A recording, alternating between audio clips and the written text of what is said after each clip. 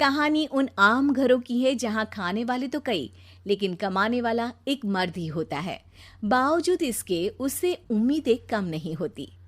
देखिए जी, सामने वाले वर्मा जी कैसी अच्छी तरह से सफाई करते हैं छुट्टी वाले दिन अपने घर की, और एक आप हैं। अरे यार, उनके पास कार है, ऑफिस पास में है और हफ्ते में 2 दिन की छुट्टी होती है, तो फर्क तो पड़ता है ना। मेरी तो शादी ही गलत हो गई। अरे कोई मस्त लड़का मिलता, कमाता भी, घुमाता भी, घर के कामों में भी मदद करता, लेकिन नहीं जी, हमारे वाले को तो कमाने से फुर्सत ही नहीं, और कमाई भी ऐसी कि कोई जरूरत पूरी ही नहीं हो रही है। सुनील बेचारा शीना को देखकर सोचता है कि शीना सही कह रही है। देखने में सुंदर है, घर का सारा काम कर लेती है, उसे तो कोई भी अच्छा लड़का मिल सकता था। क्या सोच रहे हैं? भागने का इरादा तो नहीं है? अरे नहीं मेरी प्यारी बीवी, मैं तो नहीं, पर डर है कि तुम नहीं कहीं भाग जाओ मुझे छोड़कर। शीला सुनील के मुंह से प्यार भरी बात सुनकर मुस्कुराती है। आप भी ना। सुनील एक दिन ऑफिस से घर आता है कि तभी शीना कहती है, सुनिए जी, वो मेरी सहेली आई थी, सारा दिन वो लोग यहीं थे, अब जा रही थी तो मैंने कहा नहीं नहीं, मेरे पति छोड़ आएंगे ना तुम्हें, तो रोक लिया मैंने। सुनील थोड़ी देर कुछ सोचता है, फिर कहता है, ठीक है, मैं कपड़े चेंज करके आता हूँ। अरे तेरे पति को तो लग रहा है कि अच्छा नहीं लगा। अरे नहीं नहीं, ऐसी कोई बात नहीं है, रुको मैं अभी उन्हें घर के कपड़े देकर आती हूँ। शीना अंदर जाती है जहां सुनील पलंग पर लेटा होता है। अरे क्या मजाक है, वो कह रही है कि आपने मुंह बना लिया। सही तो कह रही है, सुबह से अब ऑफिस से लौटा हूँ, एक कप चाय का तो पूछा नहीं, 20 किलोमीटर जाओ और आओ, और फिर कल उसी टाइम पर ऑफिस। अरे यार, मुझे गाड़ी चलानी आती ना तो बोलती भी नहीं आपको, और कौन सा रिक्शा खींच कर जाना है आपको। सुनील अब क्या बोलता। रात देर से आता है और सो जाता है। अगले दिन शरीर दर्द हो रहा है।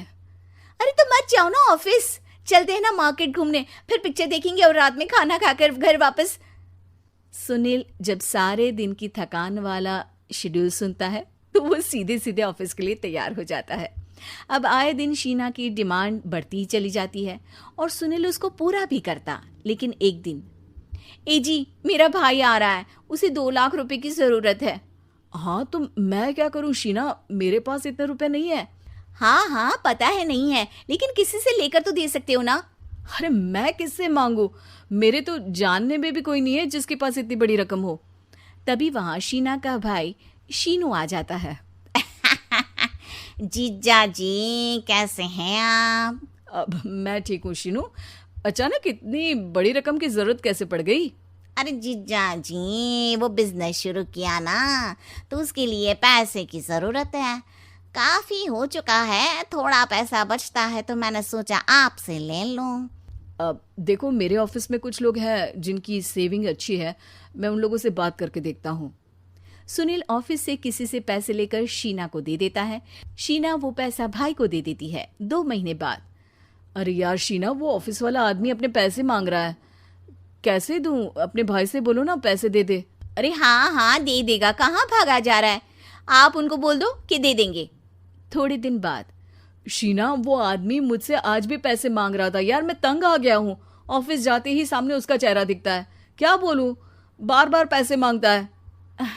अच्छा मैं शीनू को फ़ोन लगाती हूँ, बात करके देखती हूँ। शीना भाई को फ़ोन करती है, लेकिन वो फ़ोन उठाता ही नहीं। लगता है भाई कहीं ऐसी जगह है जहाँ नेटवर्क की समस्या होगी। सुनील अगले दिन दोपहर को ही घर आ जाता है। उसका चेहरा उतरा और परेशान सा होता है, वो रोने लगता है। अरे क्या हुआ जी, आप इतना परेशान क्यों हैं? सब ठीक तो है ना? अरे नहीं शीना, कुछ ठीक नहीं है, मैं ठीक नहीं हूँ। तुम्हारे भाई के लिए मैंने जो पैसे लिए थे, उस आदमी ने आज भरे ऑफिस में सबके सामने मेरी बेइज्जती कर दी। सबके सामने आज मैं कर्जदार बनकर खड़ा था। मैंने हर वो प्रयास किया घर चलाने के लिए जो मैं कर सकता था, लेकिन अब नहीं होगा। वो फिर रोने लगता है। अरे आप तो औरतों की तरह रो रहे हैं, मर्द हैं आप। क्यों, आदमी के सीने में दिल नहीं होता, या फिर वो इंसान नहीं मशीन होता है? अरे मैं थक चुका हूँ शीना, तुम समझती क्यों नहीं? मैं भी शारीरिक और मानसिक रूप से थकता हूँ, मैं भी आराम करना चाहता हूँ, सुकून चाहता हूँ। मैं अब कुछ नहीं कर सकता। कुछ नहीं। वो बैठ जाता है। शीना पति को हैरान परेशान देखकर चुप हो जाती है।